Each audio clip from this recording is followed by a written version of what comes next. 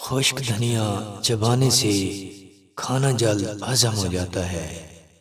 کشمش کھانے سے آنکھوں کی بینائی تیز ہوتی ہے اور آنکھیں چمکدار ہوتی ہیں۔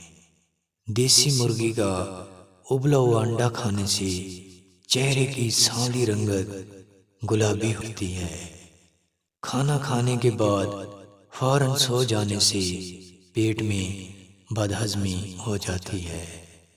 مالٹا کھانے سے جسم خوبصورت ہوتا ہے۔ شملہ مرچ کھانے سے نزلہ ختم ہو جاتا ہے۔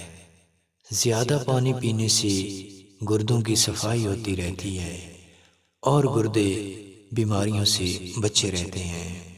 سر کے بالوں کو کالا کرنا ہے تو پانی میں انڈے کی زردی مکس کر کے بالوں کو دھو لیجئے، بال کالے اور مضبوط ہو جائیں گے۔